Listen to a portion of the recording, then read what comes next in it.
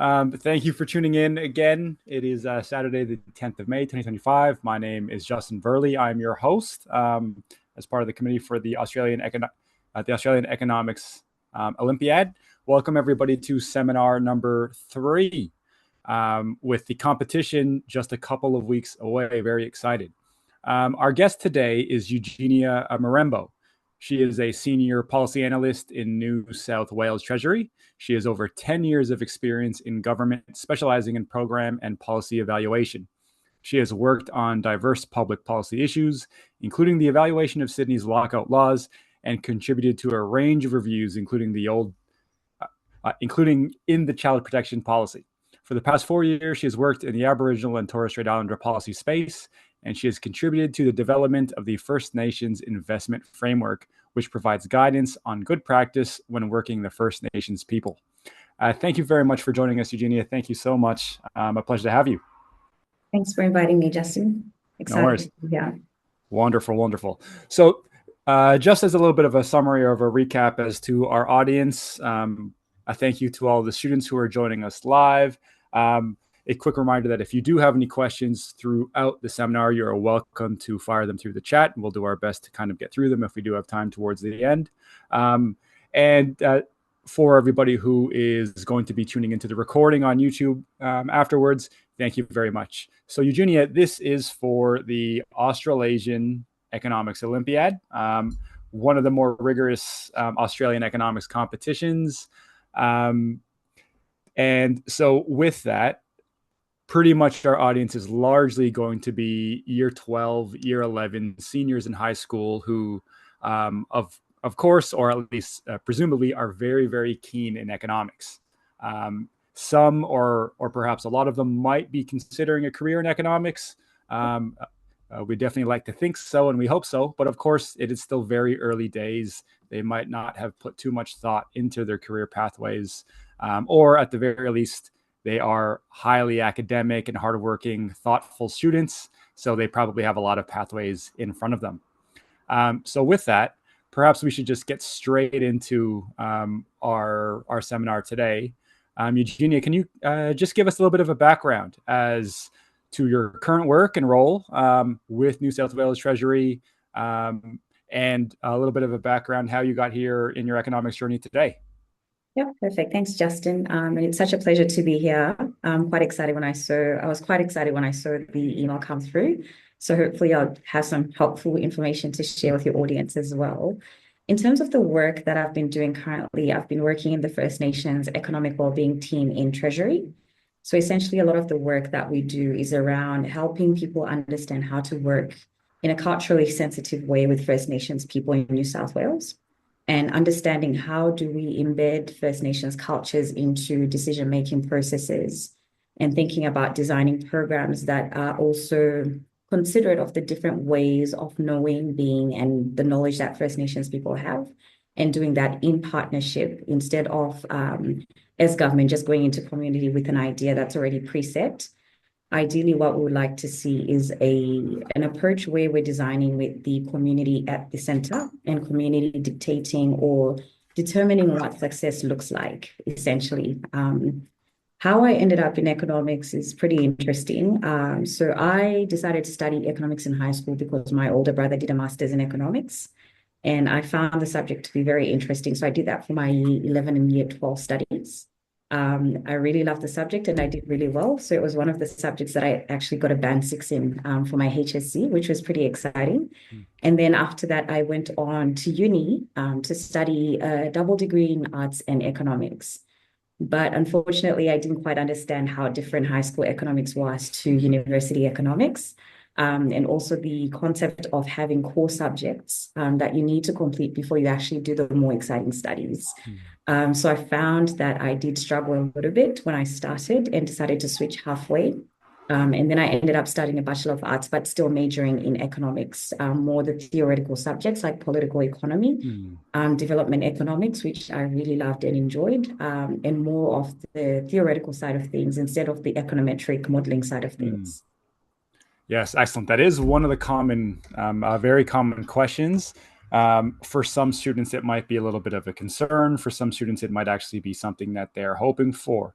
So would it seems like from your bio and the current work and the role that you are in now, working with people and serving the community seems to be your where your heart is and where your life's work is, I suppose. Is that a Definitely. is that a correct sort of? Am I understanding things correctly? And could you elaborate a little bit on what that work kind of might look like day to day, especially for students who, and you may remember based on what a lot of high school economics curriculum is like. Many high school students might be thinking it's looking at line graphs all Yeah. day, doing a lot of GDP growth, a lot of inflation, a lot of forecasting and economic cycle. Um, so, can you speak to, I guess, your side of things where it's more social, more humanities based, more people orientated? Because I think Yeah. that I agree that is not something that is very, very heavily understood in the high school level. Thanks, Justin. Right on the money. I Mm, quite enjoy working more in the people space. And I quickly discovered that I actually didn't quite like the statistical subjects when I started mm, my economics degree. mm, And I find like some of my colleagues and my peers as well had a similar experience where some also ended up switching degrees. But we didn't quite know that there were different ways in which you can study economics and also be involved in economic related work, essentially. So my pathway was more after doing my undergrad, I took a year out to go back to work, like just to work, find a job, make some money. And then at the end of that, I went on to do a master's program, which was about policy and applied social research at Macquarie University. And that's where I stumbled into the evaluation side of things. And that had direct relationship with economics, but more looking at the human behavior. How do we influence human behavior? How do we mm, think about delivering services to communities? But then how do we then go back and measure and assess whether what we're doing is actually working on the ground? How do we measure the outcomes? And then how do we direct the funding? When government gets taxes from people, that's channeled into different initiatives and programs. And then how does that work? So that's where I discovered my passion and interest. mm, And then I started working in a community organization that was more focused on employment services. And from there, that's how I made my way into government. So into mm, New South Wales Treasury in the program evaluation space. I actually didn't think that economists did research. So a lot of the work that we do is more research focused, mm, which was also like a passion area for me. mm, So I found a home doing more of the research, more of the qualitative research is also going out, doing interviews with people, and then coming back to deliberate what does this actually mean? What are we hearing? When a policy is being designed, how does this actually then play out on the ground? mm, Is it actually catering to the needs of the community? And how can we improve on what we're doing? Or are there things that need to end or be stopped or changed mm. on the ground, essentially?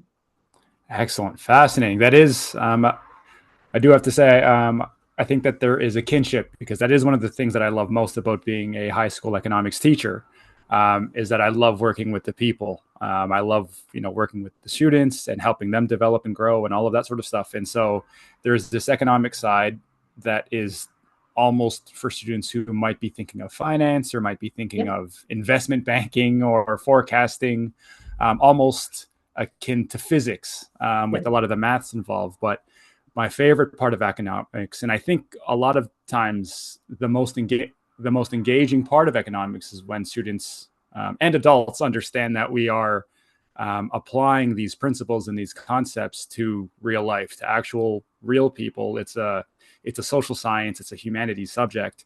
Yep. It's not a pure mathematics, and it's also it's very grounded in being able to serve the public and work with Yep. humans.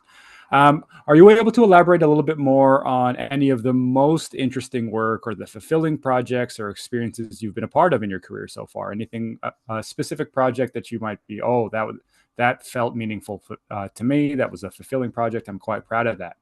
Oh, there's a couple of them. I think the Mm. first one being the Sydney CPD lockout laws. So at the Oh. time when they came in, I had not started working in government, but when I joined the team, one of the main projects that we had to look at was evaluating whether that was actually working on the ground. So essentially doing the research to actually find out the different kinds of policies and laws that had been changed, what impact they have on Sydney CBD and King's Cross. Was it actually effective? Was it not working? Who had been affected by the changes? Because it wasn't just about controlling, people going out at different times and clubs and pubs and hotels and restaurants shutting down at different times. It was more about also looking at the bigger picture of New South Wales, understanding how the different actors, so businesses, individuals, residents, what was changing, what was the trajectory for that. So part of the research that we did seems very unconventional for an economist, which was more doing literature reviews to actually understand, are there any other countries or any other jurisdictions in Australia that have implemented lockout laws? How has that worked for their states? How has that worked for their countries? Were there any initiatives or a suite of initiatives that was more impactful than the others? So, for example, is it that you need to control the traffic of people in the Sydney CBD? That's more effective compared to actually just having a 3 a.m. lockout time for people entering venues. So for me, that was very exciting and interesting because we got the chance to speak to businesses. We spoke to community groups. We spoke to people from hospitals, the ones that were seeing people that were coming through from alcohol-related injuries or alcohol-related violence that had happened out on a night out for people. And a lot of the work that we did, the research, that actually fed into a lot of decision-making processes within government. There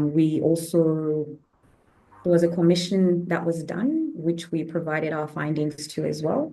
And then looking at the subsequent results from that in terms of the changes that then happened across New South Wales. The lockouts were lifted, but then there were some changes that remained in place that were more effective as well. Although that's changed how the nighttime economy operates in Sydney, essentially. But then there's a whole range of other factors. So I think for me, that was exciting because you get to see a bigger picture of how the economy works. You don't think a lot about the nighttime economy, people in the hospitality industries. How does that impact on families? How does it impact on income that people are making? What does that do to businesses? What does that do to tourism? Because now in the international context, you've got this whole label about Sydney being a nanny state. And that's, maybe deterring people from coming through. And that impacts on the revenue base, that impacts on the services that we have. So I think for me, that was one of the more exciting projects because it was looking at different parts of the economy and what impact one particular policy had in like multiple areas as well. Fantastic. I'm actually going to ask to pull on this thread a little bit further for a couple of reasons. One, I'm from Brisbane, so I'm not entirely familiar with the Sydney CBD lockout laws. And also, I assume most of our students might not be exactly familiar with the Sydney CBD.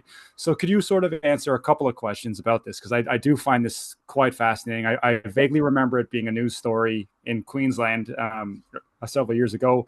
What was the problem, I suppose, that was being addressed with the Sydney nightlife and the CBD and the lockout laws? And you sort of answered it, but I suppose I'll challenge you to really, really get into the detail. Well, not the details, but the precision of what's the role of an economist in that, because that's sort of to a layman's person that might seem more like a law student or a legal or something for someone who is in law, I suppose, as opposed to economics. So can you simplify that as well for our students? Because I think that this might be a problem that they wouldn't think is applicable to an economics line of thinking. Yeah, definitely. So at the time, my memory is a bit fuzzy on the years themselves, but essentially what happened is there was two key deaths, unfortunate deaths of young men in Sydney CBD. I think they were 18 at the time. And what had happened was there were, I guess, altercations that happened when they'd gone out to the club with their friends. Somebody punched another person. They were knocked to the ground, knocked their head, and unfortunately, when they went to hospital, they could not make it, which was really sad. But there had been other things that were happening along similar lines in New South Wales. And what the then Premier or the government of the day did was they decided that it was because there was a lot of activity happening too late at night. Clubs were open till late, so people were drinking a lot. So it was one way of trying to control the level of alcohol consumption and the level of alcohol-related violence that was happening on the streets at night. So what they did was they put together a range of policies. Some of those looked at clubs closing or alcohol serving businesses closing by 3 a.m. And then there was another curfew about what time you could, like your last time of entry into a club or a pub, or any establishment that was serving alcohol at the time.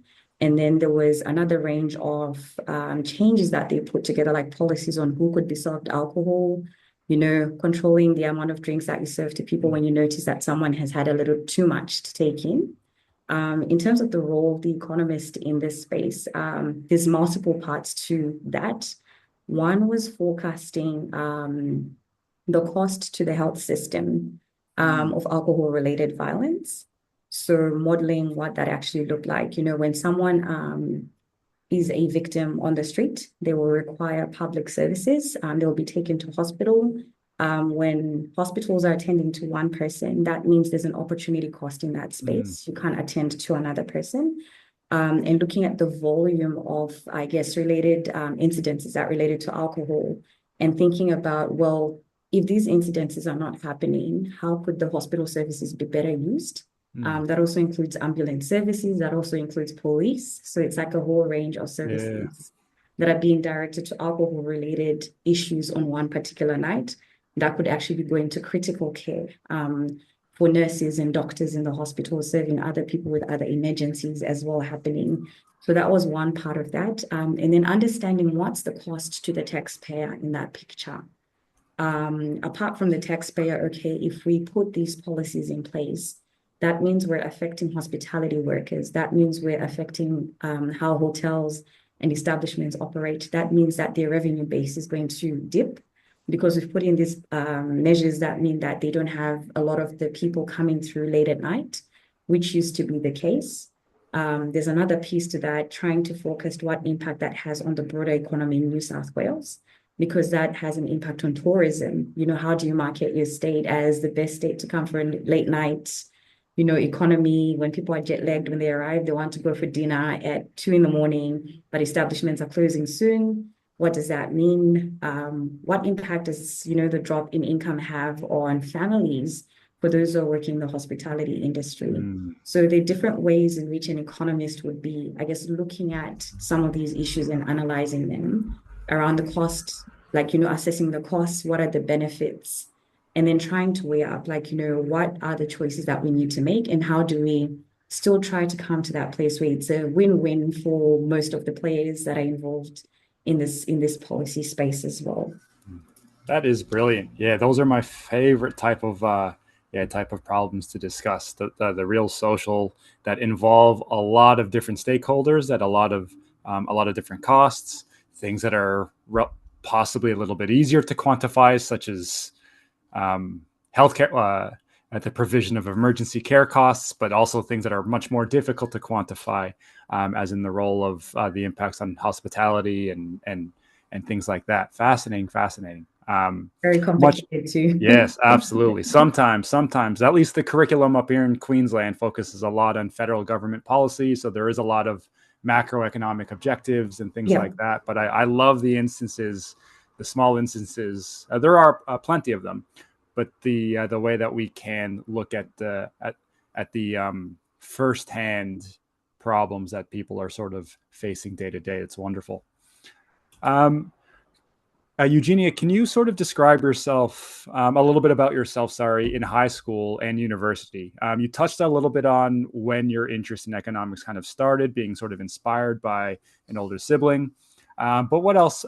What was it about economics, especially in the early stages, that really piqued your interest and kind of led you to think that it could launch into a good career pathway for you? Yep. I think with economics, what I loved is the problem-solving part, and it being very applied. I think when you're still studying in high school, sometimes the applied part might feel a bit distant or like it's missing. And I think one of the other interesting things that I discovered when I went to uni was it wasn't as clear to me when I was in high school that there's a distinction between the macro and the micro. And then in an applied sense, what does that actually look like? So in terms of thinking about jobs or my involvement post-uni, post-high school, that understanding about when you work for state government, as an example, you're looking a bit more at the micro, but there's also a macro level that you've got. So the layers to economics in that space. But then also, I think for me, it was seeing how things play out on the ground. So, for example, now there's some initiatives that I've seen come through work where I actually drive by and say, oh, hey, we actually remember seeing a proposal for this particular hospital being established, and we provided advice on that. And it's great to see that there's actually now a hospital that's functioning and providing services to this community. So I think for me, it was more the link between the theory and then the practical lived out examples and seeing what kind of impact that actually has on communities, what impact that has on families as well, because you can drill down to actually seeing, oh, well, we worked on an initiative that has to do with education. Now that's had an impact on what the curriculum looks like. Now students are having better access to, subjects that are more aligned to interests, or there's changes that have been made to classrooms that actually mean there's a better learning experience for students. So those applied kind of examples for me, that's, I guess, what gets me very excited. And the idea that you are contributing to a better economy, you're contributing to the betterment of people. And I find it to be a good way of giving back, I guess, in a very interesting way. Excellent. Excellent. I think that's a little bit of a perfect segue into our next question, which was, you may have heard, I think because especially in New South Wales, and at least the Reserve Bank has sort of been making a lot of moves, I suppose, to try to help or support the enrollment in economics. Apparently, there's been a few, whether presentations or research papers actually done by the RBA, sort of unfortunately signaling a declining enrollments at the high school and the university level in students who are taking economics, as well as sort of perhaps a thinning in the demographic of students who are taking economics. Whether or not you're, I suppose, aware of what might be causing those unfortunate trends, given that you work with in New South Wales Treasury and you are an economist, like a true economist, as opposed to an economics teacher or something like that, can you sort of speak on why that might be problematic? Yeah. Yeah. I think in terms of the trends themselves, I think one of the things that, funny enough, we've been talking about in our team, because we're looking more at the First Nations space now, with how we can get more Aboriginal Torres Strait Islander people in roles in Treasury so that we have a more diverse workforce. And that means there's a better informed decision-making process that's happening right from the start of any, design process that's happening in government. I think it's important to have economists because they bring a unique way of looking at issues. That's the first thing. And then there's a way in which we collaborate to inform the decisions that governments are making. So essentially, I'm not quite sure if it's subjects that the students would be familiar with in terms of how government actually operates. At the moment, I'm in Treasury, but that doesn't mean that what we do is directly influencing, what the government of the day is doing. There's a separation between ministers and the actual department itself. Yes. And the role that we play as economists is to actually do the important research that makes sure when the treasurer or other ministers or other departments are making decisions about how the taxpayer dollar is being used, is that actually informed by research? Is that based on evidence that we actually know, okay, we went out to community X and community X needs 10 buses that will help students travel to school better and that will help people get to work.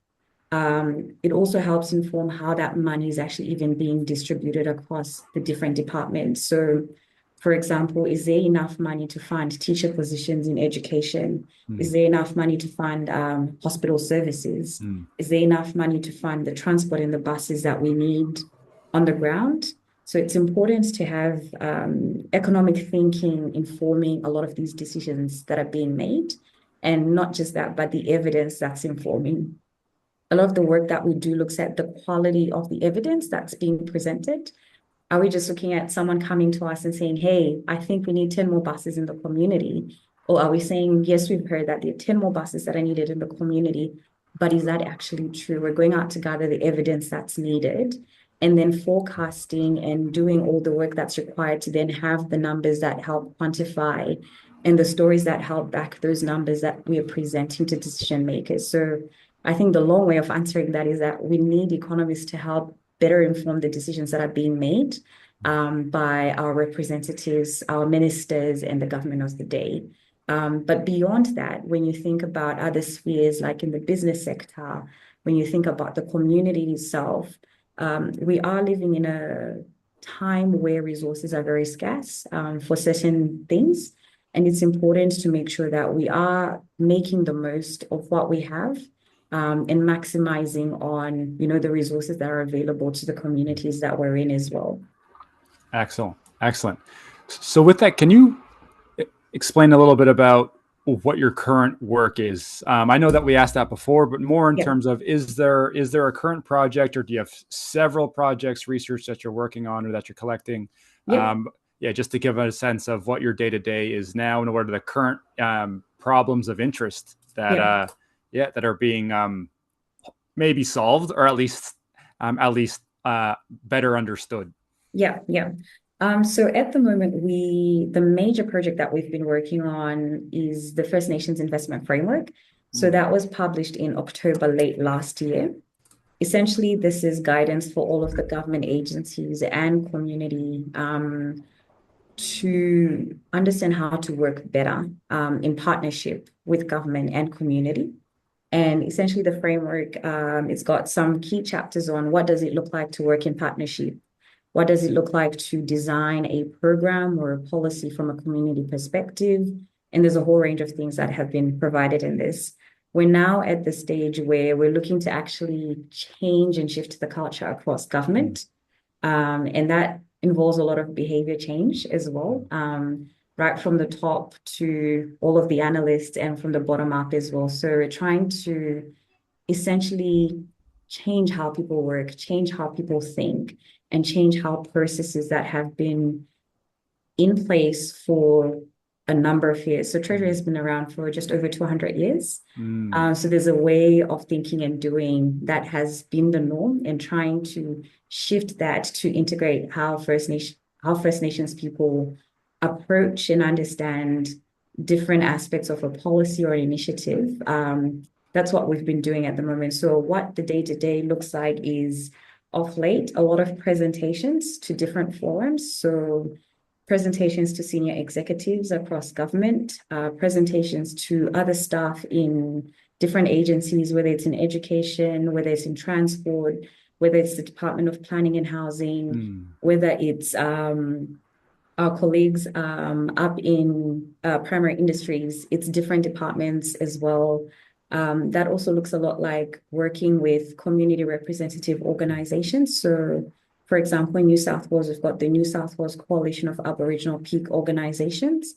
We also have the New South Wales Coalition of Aboriginal Regional Alliances that we've been working with to actually go out into community, share what the framework is about, and help them understand how they can use the framework to also hold government to account about how government comes and works with community and the better ways of partnering together to make sure that everything that's being done is culturally appropriate on the ground. So it's a lot of not number crunching, a lot more of the speaking, engagement, the transferable soft skills that you need, persuading, and also presenting a case that helps people better understand why it matters, helping people understand the why, essentially. So there's a lot more of the, I guess, the strategic, creative side of things, creating videos that talk about the framework, creating learning modules that will be used by different people across government and outside of government.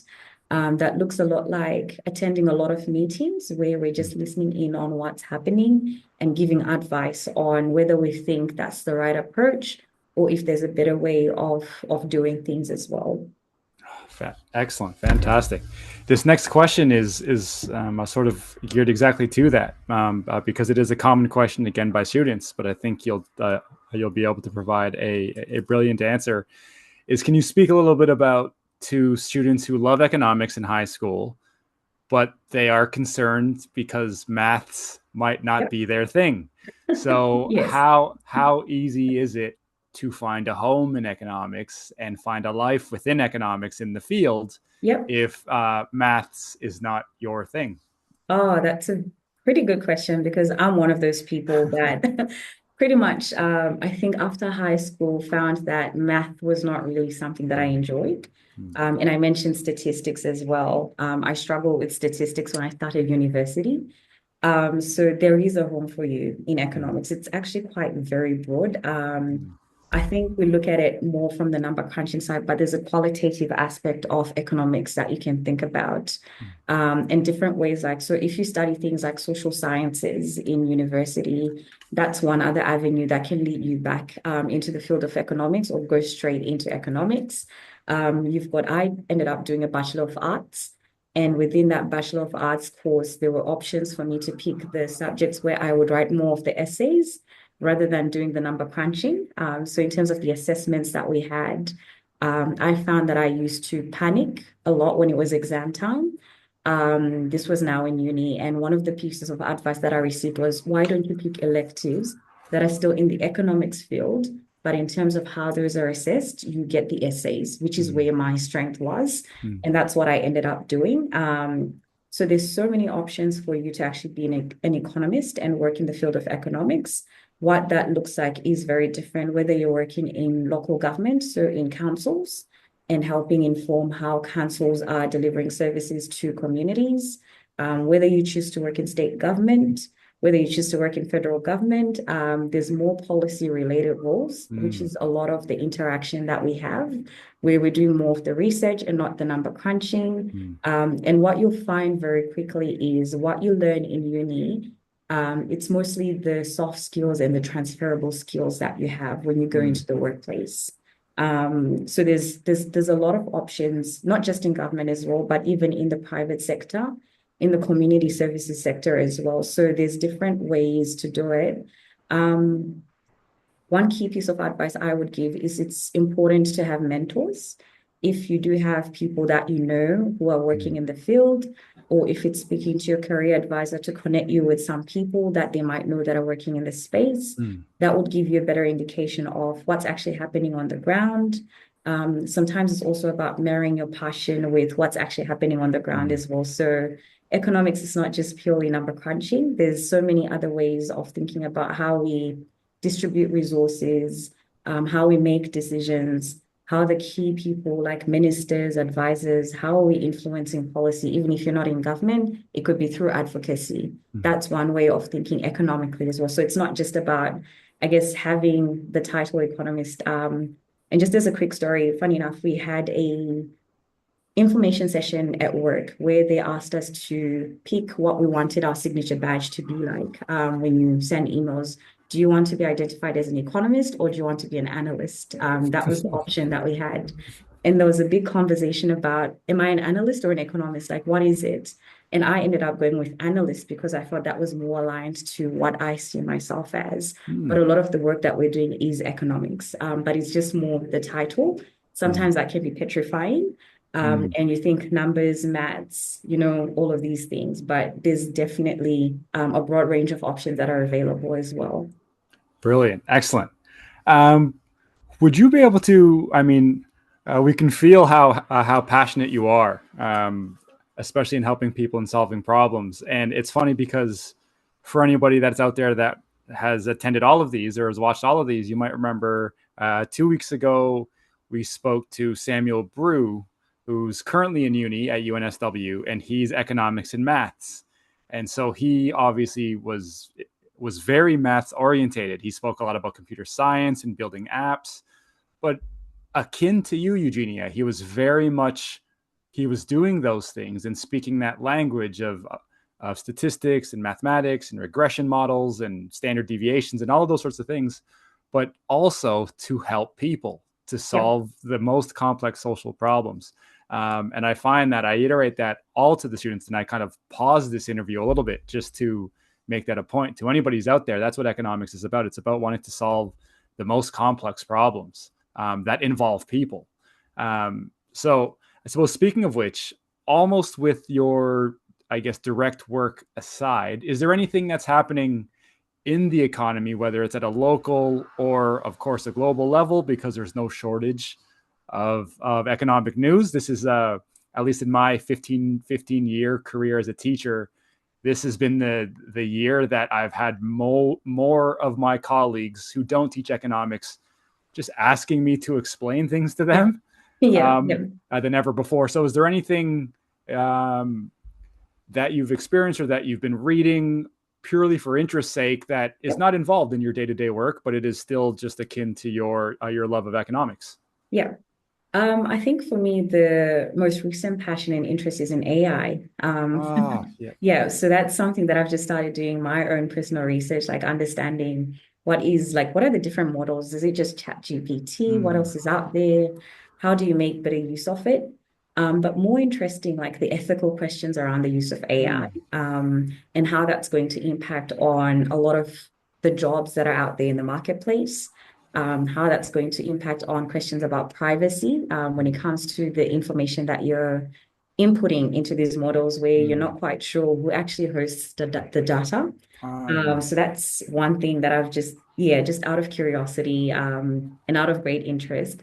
And I think, although it's not related to my everyday work, one of the key things for me is asking, will government be nimble enough or agile enough to keep up with AI? Looking at how slowly legislative changes come through versus how quickly AI has been expanding and showing up in different dimensions, I guess, in the key problems that we have to assess. So for me, that's just like one of those key areas where I'm like, oh, AI is a very interesting one with a lot of economic consequences for us in the immediate term as well, like, and in the long term.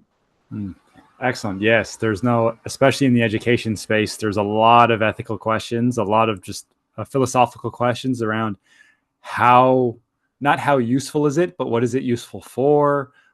How often and how much and to what extent and in what ways do we want students to be able to use it? Where's the line between whose work this was? Yeah. There's all sorts of policy ideas of, do we need to just go back to nothing but exams? So that way we can verify it's truly their own thinking. All of that sort of stuff. It must have been sort of when scientific and graphics calculators, just a brand new technology. Yes.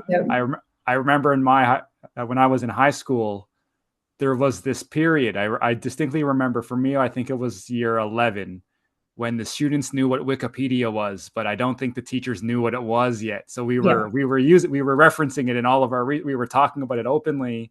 And the teachers did not know what it was or how it worked. And I feel like there's a lot of parallels, at least in terms of the classroom and schooling. Okay, Eugenia, we might have just one more question, which we've touched on a little bit already. Do you have any, I guess, advice to high school students who are considering a career in economics? If we put ourselves in their shoes, at least the students who I have the pleasure of working with, they care about the world. That's why they enjoy taking economics. It's a pretty rigorous subject, so they're also good students. They might be staring down pathways because they expect to qualify for an economics degree or finance programs. They also would qualify for engineering. They also would qualify for law. And they're 17. So they like learning. They like school. They like all of it. And they just don't know what is the right path for them. And the way that I like to frame this question for students, for teenagers, is what about themselves would tell them that, they would really, really find fulfillment in studying economics? If you are this type of person, you should study economics because you'll love that the most, as opposed to be a doctor or study accounting or study law? Why should somebody who can do a lot of different things, why might they be the most fulfilled with economics? Yeah, I think economics is everywhere. Mm, Right from when you wake up, you're making choices. What's the opportunity cost of the decision you're mm, going to make? If I spend an hour on social media today, what's the opportunity cost of mm, that? If I choose to take the bus instead of the train, what mm, opportunity cost is there in that? So I would say economics is everywhere, but it's not a linear path. There's so many different points of entry to working as an economist or applying economic theory. And I think I tend to be one of the latter people that thinks more along the lines of applying economic theory to everything that you do. And thinking sometimes you don't end up thinking about it, but when you just sit back and look at what are the decisions that I've made throughout the day, it's all about decision making, mm, right? And distribution of resources, time, money, mm, different things. So I would say that if you find yourself enjoying looking at the finer detail of things or looking at the bigger picture and understanding the different interactions between people and places mm, and culture, and then trying to unpack that, there's a place for you in economics. Whether it's in the space of engineering, there will be an applied side of that. Whether it's in education, there would be roles that relate to the economics of things. If it's in investment banking, same story as well. So I feel like with economics, it's quite diverse and it's quite broad. And the best way for you to figure out, I guess, the pathway to take is understanding your passions, what drives you, and then finding where there's an intersection between your passion and the applied side of things. It could be when I finished high school, I was working calls as a checkout person. Now we've got, it's all self-checkout. Most of those roles have been taken up. There's an economic decision that was made mm, in that space as well. So I feel like there's so many opportunities. It's about knowing what drives you, what are you passionate about, mm, understanding what you're good at, and then just talking to people, just mm, understanding what people do in their day to day. Don't be shy to ask questions. If you know people that are working in corporate, if you know people that are working in community services, wherever it is, just don't be shy to ask questions. And I think now we've got the beauty of social media. I tend to find that I'll just go and who's the top economist at the moment? Like, what's the top economics thing that's happening? mm, Um, and then try to link it, what's happening in my community, in my backyard, in the council, and then link the two. So understand your passion, speak to people. And I think I've been out of high school for quite a long time now, but I'm pretty sure you still have careers advisors as well. mm, They're very knowledgeable people to have conversation with. Your economics teachers, mm, they are very knowledgeable people as well, but also stay plugged into reading newspaper columns. We used to read Ross Gittins articles mm. when we were Yep. in high school, and that just fueled me Yeah. and my interest even more because that opens you up to thinking about dimensions that are not in your everyday. Mm, And also just be comfortable with the idea of change. Looking at how technology has evolved over the last couple of years. mm, What you might think is a career today might not be there in the next 5 years. mm. So just keep an open and flexible mind. It's more about applying what you already know, what you already have, as opposed to there being a fixed role. Mm, That's like an economist type role that might mm. translate differently on the ground. Yeah, excellent. Thank you so much, Eugenia. Yeah, and I couldn't agree. I couldn't agree more. It tends to be a little bit of a catch-22 for a lot of students. They love it because of how broad it is, and they can see how it would be applicable to everything. But you put yourselves in the shoes of a 17-year-old, and are also thinking, yeah, but what do I do after my degree? After Yep. compared to a nursing degree, you're a nurse. Accounting degree, you're an accountant for the most part. Yeah. So but it really is about talking to people and being able to apply the skills to whatever pathway you end up choosing. Okay, everybody, thank you so much, Eugenia. I'll definitely say a very, very big thank you. I love this conversation, the social side of things and the humanity side of things. I feel like we definitely agree and or at least have our hearts in similar places and our passions in similar places. So Yes, thank you very much. Thank you very much, Eugenia. Thanks for having me, and all the best to the students as well. Thank you. Yes, thank you. Okay, to everybody else who is still out there, just one quick reminder that next week we have, so we're breaking our previous pattern of every 2 weeks. We are having seminar 4 next week on the 17th of May, since that is going to be the week before the round 1 competition. And our guest next week is going to be Gigi Foster, who is a professor with the School of Economics at University of New South Wales. And she will speak a little bit more about the University of New South Wales and the School of Economics program, of course, but she also will speak to a little bit about the history of the Economics Olympiad, and of course, some competitive tips. So that's coming next week, 7 days from now. And then, of course, 1 week after that, on the 24th, I suppose, if my maths is correct, that is the date of the Economics Olympiad. All right. Thank you, everybody. Justin.